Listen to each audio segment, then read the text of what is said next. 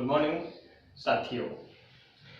जैसा कि आप सभी जान रहे हैं, आप सभी जानते हैं कि हमारा साइकोलॉजी का चैप्टर चल रहा है बुद्धि के सिद्धांत, और आज हम बुद्धि के सिद्धांत में जेपी गिलफोर्ड का त्रिआयामी बुद्धि सिद्धांत पढ़ेंगे। तो आज का अपना टॉपिक है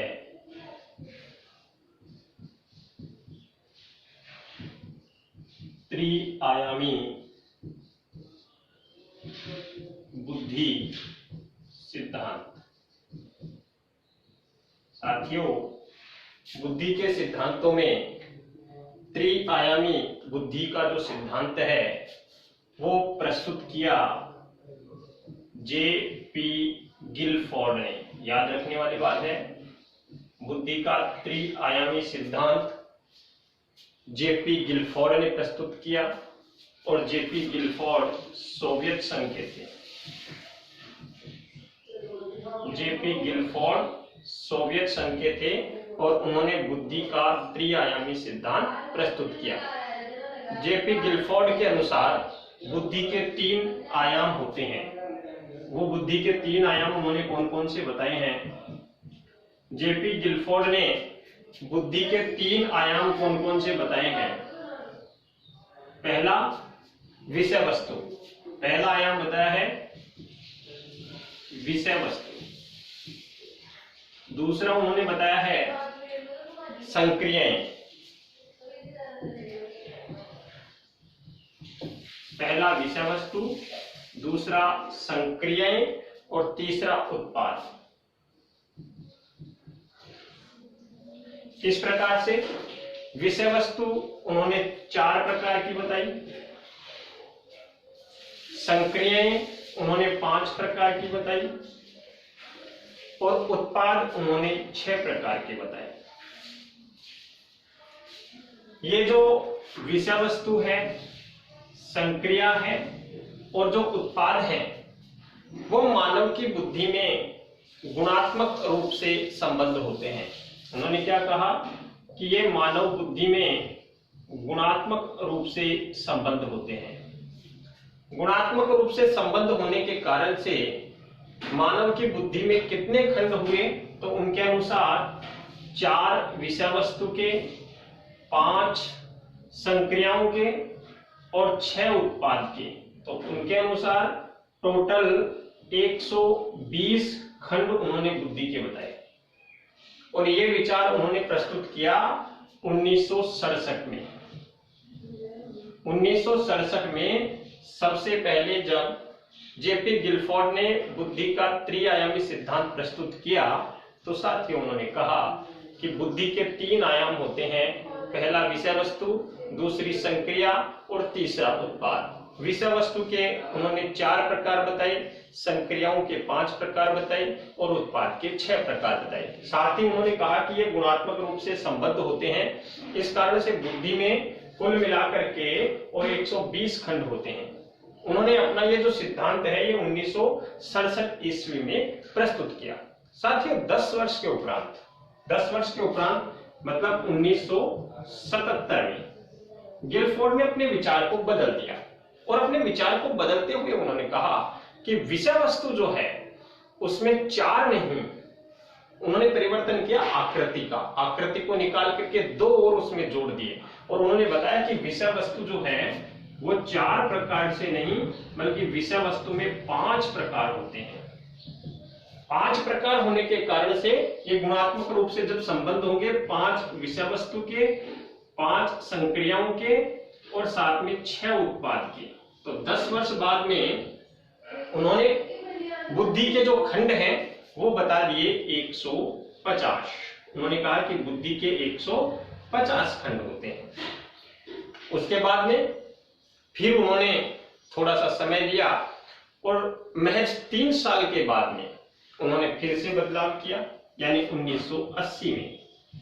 और 1980 में उन्होंने विषय वस्तु के जो 5 प्रकार 1977 में बताए थे, साथ ही उसमें बदलाव करते हुए उन्होंने कहा कि विषय वस्तु के 6 प्रकार होते हैं। 6 प्रकार विषय वस्तु के, 5 संक्रियाओं के और 6 उत्पाद के। इस प्रकार से उन्होंने 1980 में बताया कि ये जो है बुद्धि के कुल खंड जो हैं वो होते हैं 180। 180 खंड उन्होंने बता दिए। और उसके बाद में भी 8 वर्ष के बाद में 1988 में उन्होंने फिर से अपने इस विचार को बदल दिया, और बदलते हुए उन्होंने बुद्धि के जो खंड हैं वो 625 बता दिए। तो साथियों, इसका परिणाम क्या हुआ?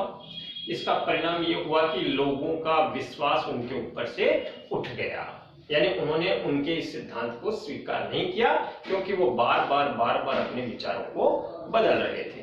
तो इस प्रकार से बुद्धि का त्रिआयामी सिद्धांत गिलफोर्ड ने प्रस्तुत किया।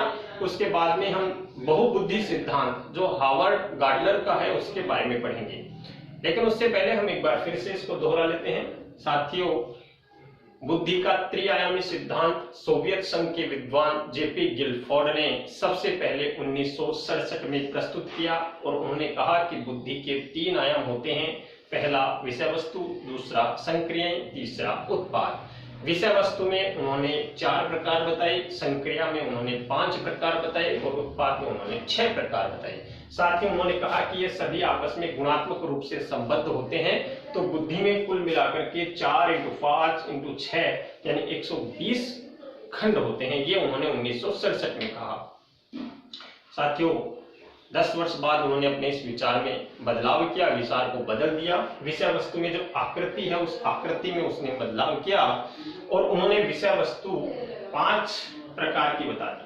5 प्रकार की बताने के कारण से फिर से ये गुणात्मक रूप से संबंध करेंगे, तो उन्होंने कहा कि बुद्धि में 150 खंड होते हैं। 1980 में यानी 3 साल बाद उन्होंने कहा कि 6 खंड होते हैं, और बुद्धि के कुल 180 खंड होते हैं, और 1988 में उन्होंने इस संख्या को बढ़ा करके 625 कर दिया। साथियों, उनके इसी बार परिवर्तन का ये परिणाम हुआ कि लोगों का विश्वास उनके ऊपर से उठ गया। इसके बाद में आता है बहुबुद्धि सिद्धांत, जो कि हार्वर्ड गार्डनर ने प्रस्तुत किया। उसके बारे में हम परिचर्चा करें, उससे पहले आप इसका एक स्क्रीनशॉट ले लीजिए। धन्यवाद।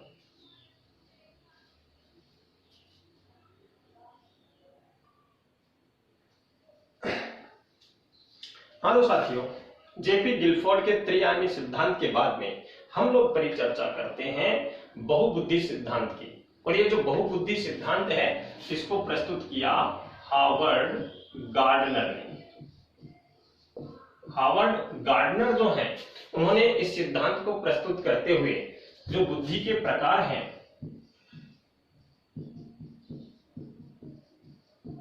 वो सबसे पहले उन्होंने बताया कि मानव में 7 प्रकार की बुद्धि होती है। उसके बाद में उन्होंने कहा नहीं, मानव में 8 प्रकार की बुद्धि होती है। उसके बाद में उन्होंने कहा नहीं, मानव में 9 प्रकार की बुद्धि होती है। इस प्रकार से हार्वर्ड गार्डनर ने अपने बहुबुद्धि सिद्धांत में 3 बार संशोधन किए। जो उन्होंने बुद्धि के 8 प्रकार बताए, इन 8 प्रकारों में सबसे पहले बुद्धि का प्रकार होता है शाब्दिक बुद्धि। साथियों, ये जो शाब्दिक बुद्धि होती है, इस शाब्दिक बुद्धि में शब्दों के माध्यम से व्यवहार किया जाता है। शब्दों को सोच समझ करके उससे संबंधित व्यवहार किया जाता है, और शब्दों से संबंधित व्यवहार जो करते हैं यानी जिनमें शाब्दिक बुद्धि होती है, वो लोग शिक्षा से संबंधित क्षेत्र को चुनते हैं। उनका चुनाव कौन सा क्षेत्र होता है? शिक्षा से संबंधित क्षेत्र होता है। दूसरी हम बात करते हैं शाब्दिक बुद्धि के बाद में एक होती है आंकिक बुद्धि। साथियों, ये जो आंकिक बुद्धि होती है, आंकिक बुद्धि में अंकों की या गणना जो होती है उस गणना के आधार पर व्यवहार प्रदर्शित किया जाता है। उनका कार्यक्षेत्र गणना से संबंधित होता है। और जिनमें आंकिक बुद्धि होती है उन लोगों का कार्यक्षेत्र जैसे सीए होता है अपना, तो सीए जो होता है उसका संबंध जो है वो आंकिक बुद्धि से संबंधित होता है। फिर हम बात करते हैं तार्किक बुद्धि की। तार्किक बुद्धि में सोच समझ करके कार्य किया जाता है। सोच विचार के, गहन सोच विचार के तर्कों के आधार पर फिर उसके बाद में सोच समझ करके फिर व्यवहार किया जाता है। और ऐसा व्यवहार करने वाले लोग किस क्षेत्र के होते हैं? या तो वो दार्शनिक होते हैं या तो वो वैज्ञानिक होते हैं। फिर हम बात करते हैं बुद्धि के अगले प्रकार की, ये होता है गतिक बुद्धि। अगला प्रकार होता है गतिक बुद्धि। हमारा जो शारीरिक हाव भाव है, अंगों का जो संचालन है, उसके ऊपर आधारित ये बुद्धि होती है। इसमें लोग जिनमें ये बुद्धि ज्यादा होती है, उनका मतलब पूरा जो कार्य क्षेत्र है वो अंगों के संचालन से संबंधित होता है। और ऐसे लोग कौन होते हैं, जैसे अपने नर्तक होता है, नाचने गाने वाले जो होते हैं। इसके अलावा अपने जो खिलाड़ी होते हैं, उनमें अंगों का संचालन से संबंधित कार्य क्षेत्र होता है। इसके बाद में हम लोग बात करते हैं अगली प्रकार के बारे में, वो होता है अंतर्वैयक्तिक। अंतर्वैयक्तिक साथियों, बुद्धि का जो ये प्रकार होता है, इसमें दूसरे लोगों के मन की भावनाओं को समझ करके फिर उनके ऊपर उनके अनुसार कार्य करवाना। और अंतर्वैयक्तिक कार्य करवाने का कार्य जिनमें ये बुद्धि होती है, वो होती है तो प्रबंधक या व्यवस्थापक। प्रबंधक या व्यवस्थापक इस प्रकार की बुद्धि से जुड़े हुए क्षेत्र से होते हैं। दूसरा इसी से मिलता जुलता हुआ एक प्रकार होता है जिसको कहते हैं अंतरावैयक्तिक।